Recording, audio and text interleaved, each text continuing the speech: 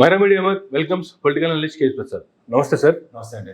Sir, నిన్న జగన్మోహన్ రెడ్డి గారి press meet అనంతరం చంద్రబాబు నాయుడు గారు యోగా డేకి సంబంధించి ఆయన అప్డేట్స్ ఇస్తూ ఆ తర్వాత మీడియాతో చిట్ చాట్, జగన్మోహన్ రెడ్డి గారు మాట్లాడినటువంటి మాటలు, ఆయన చేసినటువంటి కామెంట్ల మీద ఈయన కామెంట్ చేయడం, అటువంటి వ్యక్తులు జగన్మోహన్ రెడ్డి లాంటి వ్యక్తులు రాజకీయాలకు పనికిరారు, ఇలాంటి వాళ్ళు సమాజానికే పనికిరారు. ఆయన ఏమన్నాడండి? సమాజానికి పనికిరాడు, రాజకీయాలకు పనికిరాడు. రాజకీయాలకు పనికిరాకపోతే అంతమంది తండోపతండాలుగా జనాలు గుంపులుగా వస్తారు ఎక్కడైనా. వాళ్ళందరూ మొబిలైజ్ చేస్తున్నారంట కదా. అంటే ఆయన అర్థం ఉందా? ఎలా మొబిలైజ్ చేస్తారు ఎవడన్నా? ఇదేమైనా ఎలక్షన్ సభ పెట్టాడు బాబు అంటే పూర్వమని మొబిలైజ్ చేసుకున్నాను. నా వెనకాల రండి పిలుస్తున్నాడు. 10 గంటల పాటు నేను వెళ్తాను, 82 కిలోమీటర్లు పడుతుంది, జనాలు రండి ఎవడన్నా పిలుచుకోగలరా? ఏమో అర్థం ఉండాలి. ఏదన్నా ఏం మాడుతుండ్రు, దేనికి మాడుతుండ్రు? చదువు సందర్భం లేకుండా ఏది పడితే అది మాడుతుంటే ఇలాగే ఉంటుంది. ఫస్ట్ ఆఫ్ ఆల్ ఆయన ఏమైంది అని అడిగితే ఓ జర్నలిస్ట్ నీళ్ళెక్కడో ఎవడో నిలబడి, అరే బాబు ఓ ఫ్లెక్సీ పెట్టేటాడు ఎవడో, అందులో రప అని సినిమా డైలాగ్. ఎవడన్నా రాజకీయ పార్టీల వాళ్ళు వాళ్ళ జెండాలు రపరపలు ఆడాలనుకుంటారు, అంతేకాని రప లేదు. నాకు అర్థం కాదు ఆ సినిమా డైలాగ్. దానికి జాతీయ పురస్కారం ఇచ్చారు ఆ సినిమాకి. ఎంత జరిగిన తర్వాత పట్టుకొచ్చి దాని గురించి అంటే ఆ రైటర్ గురించి చేసింది అసలు. ఫస్ట్ ఆఫ్ ఆల్ మీకు ఎంత బాధ ఉంటే ఆయన ఏమన్నాడు? ఆ సినిమా ఏంటంటే అది ఆ డైలాగ్ ఏంటంటే గంగమ్మ జాతరలో సరే అన్నీ ఆయన అడిగి, అవునా అలా గంగమ్మ జాతరలో గొరిపోతుని వేసినట్టు వేసేస్తారా? ఓహో అదే సినిమా నాకేటి సంబంధం అంటూ అన్నాడు. ఆ పెట్టినోడు ఆర్డర్ అంటే మళ్ళీ తెలుగుదేశం వాడు. ఇది ఆడికేమంటే ఎక్కువైందంటే నేనేటి చేయాలని డైరెక్ట్ చెప్తున్నాడు. ప్రెస్ మీట్ సారాంశంలో పయ్యోలు కేసేవారు రప గురించి మాట్లాడతారు. సార్ ఆయన 1,90,000 కోట్లు ఎంత కార్పొరేషన్లు పెట్టి అప్పులు చేస్తున్నారు, వీటి మీద మీరు క్లారిటీలు ఇస్తారేమో. గతంలో మీరు చూడండి, బ్రెవరేజ్ కార్పొరేషన్ మీరు పెట్టి తీసుకొచ్చారు, 20,000 కోట్లు మేము అన్యాయంగా మాట్లాడాం, తీర చేస్తే అది 2000లో 4,000 కోట్లు 4,000 కోట్లు తీసుకొచ్చారు సార్ మీరు. కొన్ని అలాంటి నిజాలు చెప్పి ఇలాగే ఈ కార్పొరేషన్లు పనంగా పెట్టి మేము తెచ్చి డబ్బులు ఇంతే తెస్తాం సార్, ఇంత స్టిపులేటివ్ టైం ఉంటుంది సార్, మేము దిగిలోపు అప్పులు కూడా తీర్చేస్తాం సార్, ఇలాంటి వ్యక్తి చెప్తే సబు సందర్భం సముచితం. అంతేగాని రప అన్నమాట పేకలు కోసేస్తావా అంటే మీరు అందరూ గాజులేసి కూర్చున్నారు అంటే వాళ్ళు పేకలు కోసేస్తుంటే, అయితే ఇప్పుడు మీరు కోసేస్తున్న పేకలు అన్నట్టు వాళ్ళు గాజులేసి కూర్చున్నారు. అసలు దేనికి మాటలు? ఆనందాన్ని పట్టుకుని ఆపాదించాడు. ఎవడో చిన్న బొడ్డోడు చిన్నపిల్లడు ఆవేశంలో పోస్టర్ పెట్టాడు, ఆ ఫ్లెక్సీ పట్టుకున్నాడు వాడు. ఆ పట్టుకున్నాడు పట్టుకుని మీరే ఎక్కించారు కదా, చెప్తాడు తెలుగుదేశం అట, వాళ్ళు కాందాన్ అంతా తెలుగుదేశం అట, ఇదేంటిది అని గట్టికరుచుకొని ఇప్పుడు జగన్మోహన్ రెడ్డి తీసేది. ఇదే జగన్మోహన్ రెడ్డి ఊరంతా ఫ్లెక్సీలు వేసాలి. అప్పుడు చూడండి, రెడ్ బుక్ రాజ్యాంగం మరి పేర్లు ఉన్న వాళ్ళందరూ తోలు తీసేస్తే ఫ్లెక్సీలు ఎట్టేవారు చూడండి. అలాంటిది ఏదైనా పెడితే అప్పుడు మాట్లాడండి. పోనీ మీరు ఏమైనా అతిరేక మహారాజు ఏమైనా అచ్చని పచ్చ మూసుకొని బిల్లు చెప్పారంటే, హే నీ పవన్ కళ్యాణ్ గారిని తీసుకుంది తిరుపతిలో గురించి అక్కడ నంజాలు అయితే ఒడిషేటర్ ఎత్తేతారు ఓట్లు ఎక్కితే. ఇదేంటిది? ఇలాంటి అద్భుతాలని మీతో జరిగి అంగంలో మీరు మాట్లాడిన మాటల పోలీసులు టోపీలు తీయండి, ఆ డ్రెస్సులు ఏంటి కండువలు వేసుకోండి, ఆ మాట్లాడడానికి తప్పట్లు కొట్టండి అని చెప్పి చంద్రబాబు గారు కదా. అలా పవన్ కళ్యాణ్ అయితే ఎమ్మెల్యే లేకుండా చెప్పులతో కూడా ఉన్నాడు. ఓ మై సన్ అన్నదాన్ని తెలుగులో అనువదించుకోండి. ఎందుకు మనం ఎందుకు బూతులు మాట్లాడడం? అసలే మనోభావాల యోగాలు నడుస్తున్నాయి. ఇవన్నీ అన్ని కాటికి అన్నీ అయిపోయి అలానైతే ఏడ దానుకున్నారు ఎక్కడ దొరికితే నరికేస్తాం, గుళ్ళోకి వెళ్ళి మొక్కుకొనరే, నేను పెద్ద పెద్ద ప్రవచనాలు చెప్పాడు. అవన్నీ తోచి ఆ తిరుపతిలో అయితే ఈసారి తెలుగుదేశం శ్రేణులు దొరికిన వాళ్ళందరినీ నరికేయండి. అలా పవన్ కళ్యాణ్ గారి పార్టీ అతనైతే ఎక్కడ దీని దగ్గర అనుకుంటున్నాం, ఎవరంటే మదనపల్లి దగ్గర రెడ్లే నరికేమంటండి. పవన్ కళ్యాణ్ గారు రాజశీస్తే అందరూ నరికేదాడు. కౌన్సిలర్ తలుచుకుంటూ చౌదరి కమ్యూనిటీ అందరినీ డబ్బులు ఇచ్చి వంశీని అందరినీ లేపేమంటుంది. ఏడిది ఇది? ఈ అద్భుతాలన్నీ మీరు సంతరించుకొని మీ ప్రవచనాలన్నీ మీరు చెప్పేసి ఇప్పుడేమో జగన్మోహన్ రెడ్డి సినిమా డైలాగ్ చెప్పాడా? సినిమా డైలాగ్ అంటే మరి బాలకృష్ణ గారు ఇలా సిటికేస్తే కుర్చీలు వెనక్కి వెళ్ళిపోయి, ఇలా సిటికేస్తే ట్రైన్ అయిపోయింది తొడకొడితే, అవన్నీ ఏంటి ఇలా ఆగట్లేదని కేసులు పెట్టేదారు ఇప్పుడు. ఇదే సార్ ఇది. నేను మొన్న వెళ్తే ట్రైన్ మిస్ అయిపోయింది. అదే సిటికేస్తే వెనక్కి రాలేదని నేను కేసు పెడితే ఎవరి మీద కేసు పెడతాను. అదే సినిమాలో బాలకృష్ణ చెట్టుకెళ్ళి తొడగొడితే కుర్చీలు వెనక్కి వచ్చినాయి, ట్రైన్ వెనక్కి రాదా అని నేను తొడగొడితే నాకు చెప్పు తీసుకుని కొడతాడు ఎవడన్నా. అలా ఉంటుంది. సినిమాలను పట్టుకుని వాళ్ళే టైం పాస్ చేసుకుంటాను. ఇప్పుడు చూడండి, ఇన్ని కార్యక్రమాలు జరుగుతుంటే టైం పాస్కి పవన్ కళ్యాణ్ గారు సినిమా చేసుకోవడానికి వెళ్ళిపోయి చూడండి, అలాగే ఉంటుంది. ఆ టైం పాస్ కార్యక్రమాలు తెలిసి కూడా సినిమా డైలాగులు అన్వయించి ఈయన మళ్ళీ సీరియస్గా చంద్రబాబు నాయుడు గారు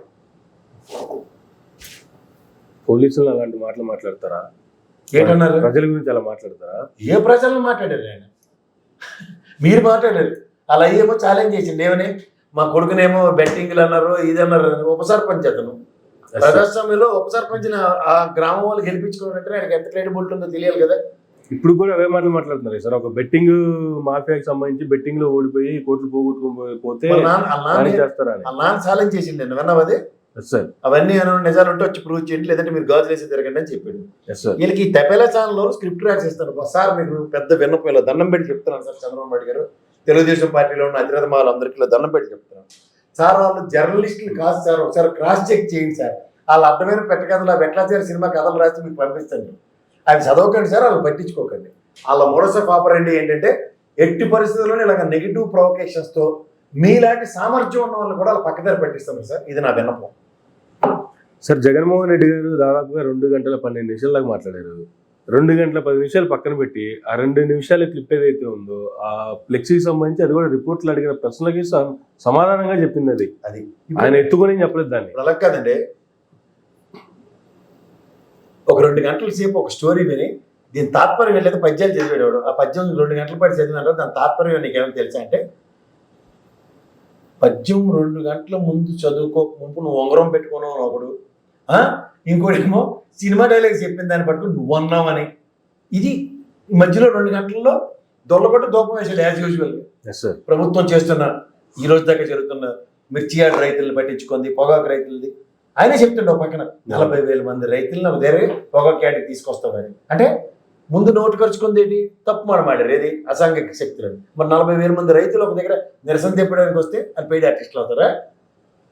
ఈ 40,000 మంది ఆయన పోగేసుకొని పోయినాడంట కదా. ఎలా పోగేసుకుంటాడు? మార్కెట్ యార్డ్కి ఆ పొగాకు రైతుల పరిస్థితి ఏంటి, పాడైపోతే అదే అదే అదే మరి మన అచ్చెన్నాయుడు గారు చెప్పినట్టు యోగాసనాలు వేసిన 3 లక్షల మందిని ఎతికి రాత్రి వేసి డాక్టర్ గారు కళ్ళు పరీక్ష చేస్తారు. అలాగే వేసినట్టు వేసి నువ్వు యోగా చేస్తావా అయితే రా ఈ ట్రాక్ సూట్ వేసుకుని నువ్వు యోగా చేస్తావు. ఇది పని ఆయనకి.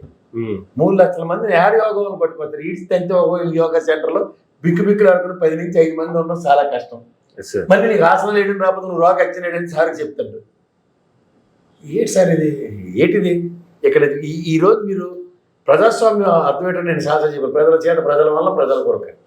ఇక్కడ మరి రేవంత్ రెడ్డి సార్, అక్కడ మీరు సబూ సందర్భం లేని 2 అంశాలు. ఇక్కడేమో వరల్డ్ మిస్ ఇండియా కాంపిటీషన్, అక్కడేమో మీరు యోగా డే. నరేంద్ర మోడీ గారు మొన్న వచ్చినప్పుడు వస్తారంటే 20 అంటే ఆయన ఖాళీగానే ఉంటాడు, ఎక్కడికైనా పిలిస్తే రెడీగా వస్తారు. ఇలాంటి వాటిలో మా సైడ్ ఇంట్రెస్ట్ ఆయనకి. ఎందుకంటే మీరు రూపాయి డబ్బులు అడుగుతారేమో అంటే మొదటిసారి చెంబు నీళ్లు మట్టి తీసుకొచ్చి, రెండోసారి పునఃస్థాపితానికి మళ్ళీ వచ్చి ఇదేంటిది యోగా డే ఇన్విటేషన్ ఇవ్వడానికి పునఃస్థాపితానికి పిలిచింది. అంతే కదా, పడితే మనకి నిజమే సార్. రాష్ట్రానికి ఏదన్నా మళ్ళీ కట్టుకుంటున్నారు కదా, కాలుష్యం కూడా తీసుకుని అలా ఇచ్చినట్టు ఇంకో 20 కోట్లు ఇస్తాను ఏదో కట్టండి. అది కాదు, యోగా డేకి వస్తున్నారు సార్. మీరు ఆలోచించుకోండి. రైతులు మళ్ళీ సరదా పడతాను. ఇంకా 45,000 ఎకరాలు ఇచ్చిన మా నారాయణ సార్ నమ్ముకొని నారాయణ మంత్రం లాస్ట్ కనబడుతుంది. లాస్ట్కి ఇప్పుడు వీళ్ళు కనబడుతుంది 34,000 ఎకరాలు ఇచ్చిన వాళ్ళకి. అమరావతి రాజధాని చిన్నపిల్లలు చేసి నమ్మిస్తూ 11 ఏళ్ళు కూడా నెట్టుకొచ్చారు రాజధాని డిక్లేర్ చేయకుండా. అలాగే ఉంటుంది. సో ఇక్కడ మీరు జగన్మోహన్ రెడ్డి గారు 2 గంటలు మాడింది అనుకన్నా ఆ 2 నిమిషాలు రప్ప సినిమా డైలాగ్ 10 సార్లు ఆయన అడిగారు. ఏంటి కూడా ఆయనకి తెలియదు. తెలిస్తే వచ్చి ఫ్లెక్స్ పెట్టాడు, అడవాడు పెట్టాడు, నాకు తెలియదు అంటుండే ఒక పక్కన. ఆ సినిమా డైలాగ్ అవును ఏ సినిమా, పుష్ప సినిమా అన్ని ఆయన అడుగుతాడు ఒక పక్కన. ఈయన ఉన్నాడంటే అదే సార్. ఇప్పుడు మీ ఇంట్లో ఆ డైలాగ్ కి వాళ్ళకి సంబంధం లేదు, అది పట్టుకొచ్చిన ఫ్లెక్సీ పట్టుకొచ్చిన వ్యక్తికి వాళ్ళకి సంబంధం లేదు. ఫ్లెక్సీ పట్టుకొచ్చినాడు మేవాడే సార్. ఆడికి ఎంత మాట ఎక్కి పెట్టి చూడండి సార్. అలా ఏడు సార్ రప్ప జగన్మోహన్ రెడ్డిని నరగడానికి ఫ్లెక్సీ పెట్టిడేమో అనుకుని తెలుగుదేశం తలుకుంటుంది. అరే మనోడు వెళ్ళి ఆంధ్రకి అతను లేకపోని బాధని ముందు ఆంధ్ర చేసేస్తుంది. ఓకే, ఇప్పుడు తెలుగుదేశం వాడు కన్ఫర్మ్ అయింది అనుకోండి, అది జగన్మోహన్ రెడ్డి బొమ్మ పెట్టి రప్ప అన్నాడు. కన్ఫర్మ్ అయ్యేది ఉంది, అన్ని ఉన్నాయి కదా. ఆయన సభ్యత్వ నమోదు కార్యక్రమం ఉంది, ఆయన ఐడి ఉంది, అన్ని ఉన్నాయి కదా. వాళ్ళ దగ్గర తెలుగుదేశం కూడా పని చేస్తారంటే రప్ప చేసేది ఎవరికి జగన్మోహన్ రెడ్డి. అంతే కదా. కోరికత్తూరు కూడా వెళ్తారు కూడా అని చెప్తున్నారు కదా అందరూ. అందుకే కదా మన ఏవి వెంకటేశ్వర సార్ పరామర్శించి కూడా వచ్చారు. మరి అప్పటిదాకా జగన్మోహన్ రెడ్డి పరామర్శించాలి కదా. ఏంటో మన కూడా కొంచెం కూర్చున్నారు పర్లేదని ఆయన పలకరించిండే. ఏవి వెంకటేశ్వర్ టాస్క్ కంప్లీటెడ్ అని ఆయన పలకరించడానికి వచ్చిండే. అరగంట సేపు లేట్గా వచ్చిండ మీటింగ్కి. ఎస్పీలు కలెక్టర్ గారు దానికి వచ్చి అన్న దగ్గర ఎవరు మీరు నమ్మకండి. నవ్వితే మనోబోలు కొమ్మినేని గారిని వేసినట్టు వేసేస్తారు మిమ్మల్ని కూడా. జర్నలిస్టులకి అదే పడుతుంది. నవ్వారట అని సుప్రీంకోర్టుకి వెళ్ళి నవ్వారని చెప్పడానికి అసలు ఏం ఆలోచించట్లేదు. ఆలోచించకుండా మళ్ళీ మా లోత్రా సారే బాధ్యత. నవ్వుతాడు సార్, నన్ను చూసి ఏడిపేస్తుంది సార్ అని మా లోత్రా సారే వారికి చేస్తాడు నీకు ఎగ్నెస్ట్ గా. ఆపే ఇష్టం సార్. మధ్యలో శర్మిల గారు వచ్చారు.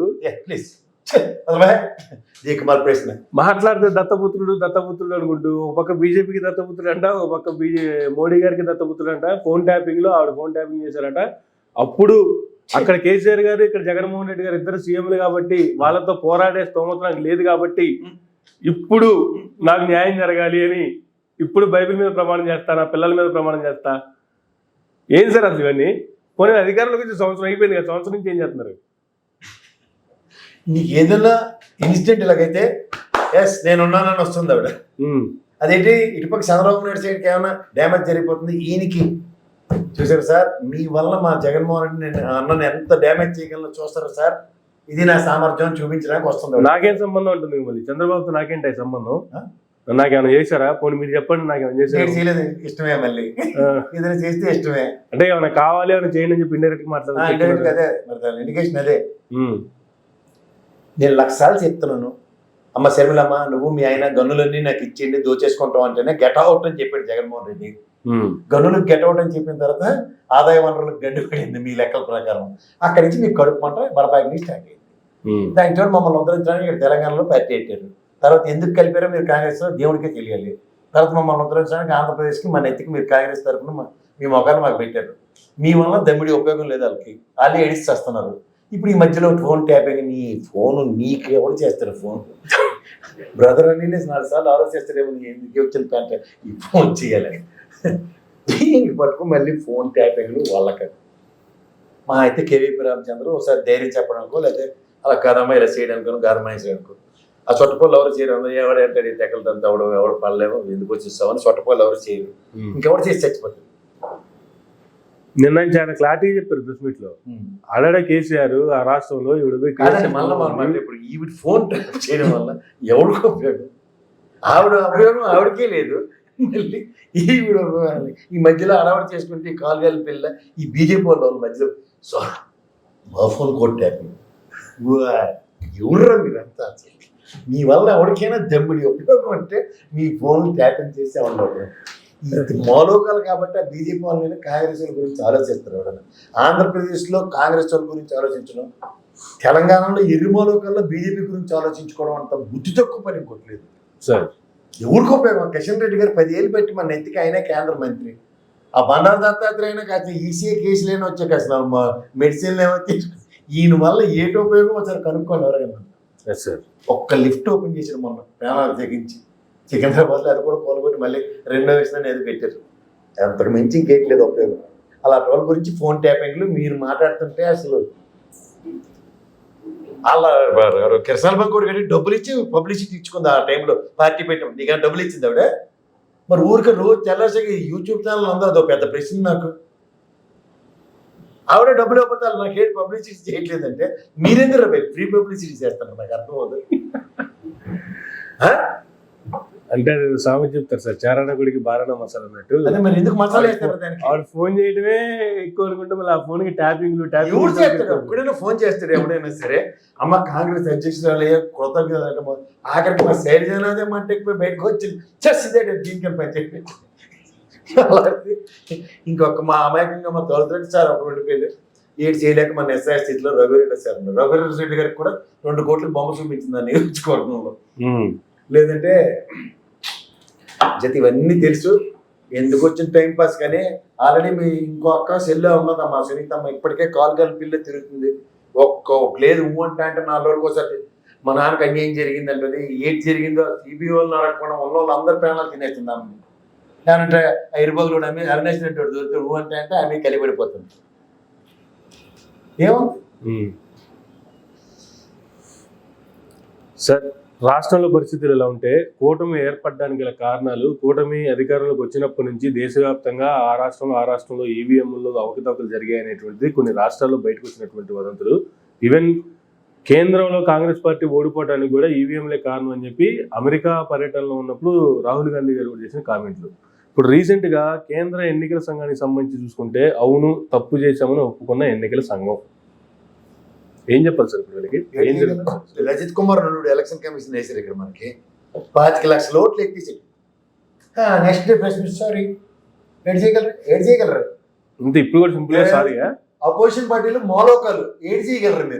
మీరు ఏడు చేయలేరని ధైర్యం స్వతంత్ర ప్రతిపత్తి కలిగిన ఎలక్షన్ కమిషన్ మనం ఏం చేయలేమని వాళ్ళ నిస్సాకారంగా బాధ్యత రాహిత్యంగా వ్యవహరిస్తున్నా మనం ఏం చేయలేమన్న ధైర్యంతోనే గౌరవ సుప్రీంకోర్టు కూడా సారీ మీరు ఏమీ చేయలేరని చేతామని ఇస్తున్నారు. అది అంతకన్నా ఇంకెళ్ళి దాని గురించి విశ్లేషించడం వేస్ట్. ఎందుకంటే తప్పు ఒప్పుకొని ఇక్కడ తెలంగాణలో 25 లక్షల ఓట్లు 24,70,000 ఓట్లు ఎత్తేసారు. ఎత్తి రజత్ కుమార్ సారీ చెప్పాడు. యాక్షన్ ఏది తొళ్ళు కొరికి ఒకటికి పగిలిపోయేలా చేసే ప్రజలు ఉంటేనే కానీ అది అవ్వదు. ప్రజాస్వామ్యంలో ప్రజల చైతన్యవంతులు కారు. నీకు ఎలక్షన్ రోజు ఎవడో డబ్బులు ఇస్తే ఓట్లేసే బ్యాచ్ ఒకటి, రెండో రోజు హాలిడే తీసుకునే బ్యాచ్ ఒకటి, మూడోది ఉద్ధరింపుకు ఓటేసే వాళ్ళు ఉన్నారు. ఇది ప్రజల 3 కేటగరైజేషన్స్. ఒకడెవడు డబ్బులు తీసుకుని ఓటేసేవాడు, రెండోవాడు ఆడు ఏదో ఉద్ధరించడానికి ఓటేసినవాడు, మూడోవాడు హాలిడే తీసుకునేవాడు. ఈ ముగ్గురిని పెట్టుకుని ప్రజాస్వామ్యాన్ని పరిరక్షించాం, ప్రభుత్వాలు మార్చేసాం అని ఎవరైనా పొటాని స్టేట్మెంట్ ఇస్తే మనకన్నా వెర్రివేదలు ఎవరు లేరు. ఈ అపోజిషన్ పార్టీలు ఓడిపోయినప్పుడు ఈవీఎంలో అన్ని గ్యాప్ వస్తే వాళ్ళు మళ్ళీ గెలిచేస్తే బ్రహ్మాండమైన ఎలక్షన్ కమిషన్ వాళ్ళ కాళ్ళకి కితాబులు ఇస్తారు. చేత మనం వీళ్ళ గురించి టైం వేస్ట్ చేసుకోవడం అనవసరం. ఈ ఎలక్షన్ కమిషన్ ఎప్పుడైతే ఆ మహానుభావుడు శాసన నుండివాడు ఆయన నెట్టేసి అక్కడి నుంచి ముగ్గురు పెట్టారు. ఈ ముగ్గురులో 2 ఎదవలే ఉంటారు. మొహమాట లేకుండా చెప్తున్నారు. ఆ 2 ఎదవలో కూడా తెలుసుకోండి సార్. దేశంలో ఎటువంటి ప్రముఖ సంస్థలు ఏవైతే ఉన్నాయో, లేదంటే ప్రముఖంగా ఉండాల్సినటువంటి వ్యక్తులు ఎవరైతే ఉన్నారో, ఆర్బీఐకి సంబంధించి చూసుకున్నా, లేదా ఆర్మీకి సంబంధించి చూసుకున్నా, ఇలా ఎలక్షన్ కమిషన్కి సంబంధించి చూసుకున్నా, వాళ్ళ మాట వినేవాళ్ళు వినలేదు అంటే వాళ్ళని తప్పించేయడమో లేదంటే శాశ్వతంగా తప్పించేయడమో ఏదో ఒకటి జరుగుతుంది. ఏది జరగదు సార్. మిగిలినవన్నీ బ్రహ్మాండం పనిచేస్తాయి. ఆర్బీఐ లాంటి వ్యవస్థలో గవర్నర్ లాస్ట్ టైం ఒక గుజరాత్ అయినా ఈ ఇర్రెలవెంట్ సిచ్యువేషన్స్ నేను హ్యాండిల్ చేయాలని వెళ్ళిపోయాడు. అవును. అప్పుడే కాంతిలాల్ దాస్ గారికి ఇచ్చారు, కాంతి దాస్ గారికి, శక్తికాంత్ దాస్కి ఇచ్చారు. అంతకన్నా ముందున్న ఆ గుజరాత్ అయినా ఇర్రెగ్యులారిటీస్ని ఎక్కడికక్కడ ఐడెంటిఫై చేస్తారు. ఇర్రెగ్యులారిటీస్ని అడ్రస్ చేయలేని వాళ్ళు రాజీనామా చేసేస్తారు. అలా ఇది ఒక్కటే ఎలక్షన్ కమిషన్. ఆఫ్టర్ శేషన్ గారి దగ్గర నుంచి ఆ ముగ్గురిని ఎప్పుడైతే ప్రశ్నించారో ఒకటే తెల్లమైన 2 రెస్పాన్సిబుల్ డెసిషన్లు గవర్నమెంట్ గీల్డ్ అవుతున్నారు. అప్పటి నుంచి దరిద్రంగా పడుతుంది. ఎలక్షన్ కమిషన్ దగ్గర ట్రాన్స్పరసీ లేదు. ఇది ప్రజలు గ్రహించాలి. ఫస్ట్ ఆఫ్ ఆల్ ఈ అవకతవకలకి అలా వాతావరణ శాఖలాగా చెదురుమూదురు ఘటనలు తప్ప ఇంకేది జరగలేదని చెప్తారు. తల్ల పగిలిపోయిన చచ్చిపోయిన లాస్ట్ ఎలక్షన్ రమేష్ గారు ఉన్నాడు. ఆయన పేరేటండి రమేష్ గారు. ఏం చేసిండు? అన్ని కబుర్లు చెప్పి లాస్ట్కి రిటైర్మెంట్ బెనిఫిట్ లేకపోతామని బైక్ అన్ని ఇళ్ళకి పోయాడు. వీళ్ళెవరండి మీరు పట్టించుకుంటారు? మనం ఎర్రిమోలకోలు కాబట్టి ఆ ఆటలు సాగుతున్నాయి. ఇక్కడ రజిత్ కుమార్, అక్కడ రమేష్, ఇలాంటి వాళ్ళు కట్టొచ్చు. ఇంక్లూడింగ్ ఈ ప్రొజెక్ట్ మీనా గారు కూడా. ఏముంది వీవీప్యాట్లు కాల్చేసారు. ఏముంది వాళ్ళకి? ఎవరు ఇస్తున్నారు ఇన్స్ట్రక్షన్స్? ఏం చేయగలిగాం మనం? పొంకాల విశ్లేషణ ఉండదండి 17 ఏళ్ళ మీద వీటి మీద ఏడున్నాయి సార్. కానీ ఇన్ని రాష్ట్రాల్లో ఎంతమంది ఉద్యమాలు చేసినా, ఎంతమంది రోడ్ల మీద అమరావతిలో శవయాత్రలు చేశారు సార్. అమరావతి మహారాష్ట్రలో అయితే శవయాత్రలు చేశారు. ఓట్ల డిఫరెన్స్ ప్రతి దగ్గర ఎస్టాబ్లిష్ చేశారు. ఆ దిక్కుమాల ఛార్జింగ్ మిషన్ లో అంతంత ఛార్జింగ్ ఎలా ఉందని ఎంతమంది ప్రశ్నించారు. అవును. ఇటునడికి దాసులు తప్పులు దండంతో సరి అన్నట్టు సారీ. మరి రజత్ కుమార్ మార్గం చూపించాడు. ఇక్కడ ఏమీ చేయలేని జడ్డి కాంగ్రెస్ ఎక్కడ ఉంది? ఆ రోజు అపోజిషన్ ఓడిపోయారు. ఫోన్ ట్యాపింగ్ లాంటి పొగడి కబుర్లు చెప్తారు కదా. ఇప్పుడు రూలింగ్ లో ఉన్నారు. మాండే అక్కడ విదేశాలకు వెళ్ళి Rahul Gandhi statement election commission కూర్చొని దీక్షకి. సార్ కానీ ఇండియాలో ఎక్కడ మాట్లాడలేదు కదా. అమెరికా పోయినప్పుడు మాట్లాడారు. నిరాహార దీక్ష కూర్చోండి సార్. ఇండియాలో మాట్లాడడానికి ఎలక్షన్ కమిషన్ ముందు అపోజిషన్ పార్టీ నిరాహార దీక్ష కూర్చోండి. ఆ నిరాహార దీక్షకి ఇప్పుడు కనీసం వాళ్ళు మేము తప్పు చేసామని ఒప్పుకున్న తర్వాత పోవాలి కదా సార్. నిన్నటి వరకు అంటే వాళ్ళు ఒప్పుకోలేదు. వాళ్ళు ఒప్పుకున్నారు కదా డైరెక్ట్ గా. ఒప్పుకున్నారు కాబట్టి ఎలక్షన్ రద్దు చేయండి. ఇప్పుడు చేతనైతే అంతే కదా. ఫస్ట్ అది చేయాలి కదా. చేయండి ఫస్ట్. అలా రిటైర్ అయిపోయిన వార్నింగ్లు. ఈసారి ఎలక్షన్ కమిషన్ ఏమన్నా అంటే డిసిప్లినరీ యాక్షన్ తీసుకుంటాడట. మరి సరైన చెప్పు. ఆయన అప్పుడే చెప్పాడు కదా సార్, పోతూ నేను హిమాలయానికి వెళ్ళిపోతానని చెప్పి పాప ప్రక్షాళనకి ఆయన ఎప్పుడు వెళ్ళిపోయాడు. ఇప్పుడు వీళ్ళు పాప ప్రక్షాళన చేసుకుంటున్నట్టున్నారు. సారీ చెప్పి వీళ్ళు పాప ప్రక్షాళన అంతే. రజిత్ కుమార్ మార్గం చూపించాడు కదా. ఏడు చేయగలిగారు మీరు. ఇదే కాంగ్రెస్ ఓడిపోయి సమ్మసంఖ్యలు ఆడుకుంది ఇక్కడ కూర్చుని. మరి అలానే ఎవరేం చేయరని తెలిసి వాళ్ళకి ధైర్యం అదే. ఎవరికైనా ఎవరో సుప్రీంకోర్టుకి కూడా కన్సిడర్ చేస్తుంది. సారీ అంటే ఆలోచించండి ఒకసారి. మనం ఎవరికైనా చెప్పుకోలేదు మొర. మీకు నాకు కంటసోస్ తప్ప ఇంకేట్లేదు దీంట్లో. అంతే. ఎందుకు సుప్రీంకోర్టు అయినా సుమోటోగా దీని మీద ఎందుకు కేసు చేయకూడదు, ఫైల్ చేయకూడదు? ఏమో ఏం చేస్తుందో సుప్రీంకోర్టు డిస్కషన్స్ ఎట్లా ఉంటాయి మంచిట్లేదు సార్. ఈ సారీని ఏ విధంగా యాక్సెప్ట్ చేసో దీనికి రిట్రాస్పెక్టివ్ ఎఫెక్ట్ ఎలక్షన్ రద్దు చేసి కొత్త ఎలక్షన్ పెట్టమంటుందో ఏం చెప్తుందో చూడాలి. కానీ వీళ్ళు ఈ బాధ్యత రాహిత్యమైన చర్యని ఈ రోజు దాకా యాక్సెప్ట్ చేసింది కదా, మనందరం యాక్సెప్ట్ చేసాం కదా ప్రభుత్వ స్థాపనలన్నిటికీ. సార్ ఏం మాడుతున్నాం మనం? ఏం సార్ దీని పరీక్ష ఏమీ లేదు, నా చేతిలో లేదు. ఈ ఎర్రిమాలోకరైన అపోజిషన్ పార్టీల దగ్గర అంతకన్నా లేదని నేను చెప్పగలను. మూసుకొని కూర్చోమనండి. ఎందుకు దిగబడి దానికి ఆ సారీ చెప్తే ఎందుకు అసలు టాలరేట్ చేయాలి? ఈ పార్టీ ఎలక్షన్ ఆఫీసులు ముట్టడి చేసి నిరాధ్యక్షలు కూర్చొని గెరాలు చేయాలి వాళ్ళని. ఏది ఎక్కడ జరిగింది? ఏమైనా జరిగిందా దేశవ్యాప్తంగా ఎక్కడైనా? ఎక్కడ లేదు, ఏ రాష్ట్రంలో లేదు. మరి ఎందుకు మనకు కంటసోస? నేను ఎప్పటి నుంచి చెప్తున్నాను ఎలక్షన్ కమిషన్ మీద, నా విశ్లేషణ ఏమైనా చూడండి దాని మీద. Sir waiver tolerating, waiver entertaining that. అంతే కదా. నెక్స్ట్ జమిలీ ఎలక్షన్స్ అంటున్నారు, దాంట్లో ఈవీఎం లేపేసి లేదు నెక్స్ట్ వచ్చే ఎలక్షన్స్. సార్ ఒకటి గుర్తుంచుకోండి, బ్యాలెట్ పేపర్లతో జరిగిన దరిద్రాన్ని నివారించడానికి ఈవీఎంలు వచ్చాయి. ఈవీఎంలతో కూడా ఇదే దరిద్రం అంటే ప్రజాస్వామ్యాన్ని ఎవరు కాపాడుతారో ఆలోచించుకుంటున్నారు సార్. అప్పుడు ఇదే రిగ్గింగ్లు, అప్పుడు ఇంకులు పోసేయడాలు, మళ్ళీ పోలింగ్ బూతులు క్యాప్చరింగ్లు, మళ్ళీ రీ ఎలక్షన్లు, వస్తున్న దగ్గర బాంబులు పెట్టి పేల్చడం, ఎన్ని జరిగాయి సార్. అట్లా తర్వాత వచ్చింది ఈవీఎం విషయం. ఈలో కూడా సార్ ఒకటి వ్యవస్థ భ్రష్టు పట్టించిన ఆ ముష్టి వ్యధంలో పట్టుకునేంత వరకు మనం ఏం చేయలేము సార్. ఈ వ్యవస్థ ఇలా కుళ్ళిపోయేలా తయారు చేసింది ఎవరంటే మనమే. తప్పు అందరే ఉంది, అందరి తప్పు పట్టుకుని అందరినీ ఏది చూపించేస్తూ ఉంటే కుదరదు. ప్రజలు ఎప్పుడైతే నాన్ రియాక్టివ్ మోడ్లో ఉన్నారో అప్పుడు మనం ఏం చేయలేము దానికి. సమాజంలో ఏదైనా జరుగుతుంది అనుకోండి, దానికి ఇన్స్టెంట్ రియాక్టివ్ మోడ్ అనేది ఉంటేనే మనం ఏదైనా చేయగలుగుతాం. ఎవరిలోనే లేదు అది. నాకెందుకు లేదనుకుని దులుపుకుని పోయినవాడు ప్రభుత్వంతో నాకేటి పని అంటాడు. ఎవరిని అడగండి, 10 మందిని మీరు మైక్ తీసుకుని రోడ్డుకి వెళ్ళి అడగండి, ఈ లక్ష్యంగా మీరు బొద్ద బాగుంది దగ్గరికి పిలుపునిచ్చాం పదండి అంటే ఎవడొస్తారో చూద్దాం పదండి, ఒక్కడు రాడు.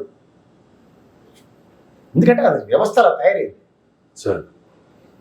అలా తయారు చేశారు వీళ్ళు. మనం చూడు భయం అన్నది ఉంటుంది చూడు, వీళ్ళు వెనక నుంచి పెట్టే కేసులు ఒక వ్యక్తిని హ్యూమిలేట్ చేసే విధానంకి చాలా మంది 100 మంది భయపడేవారు.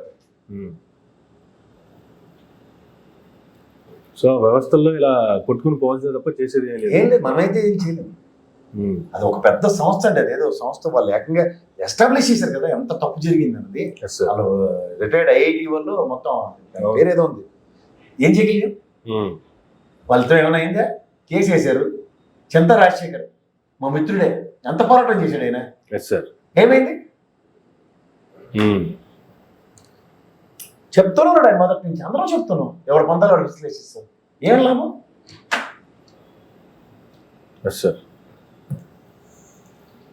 Right sir, thank you sir, thank you very much అండి. రండి ఈనాటి మరొక గంటలో మళ్ళీ కలుద్దాం. చూస్తున్నానండి మేడం.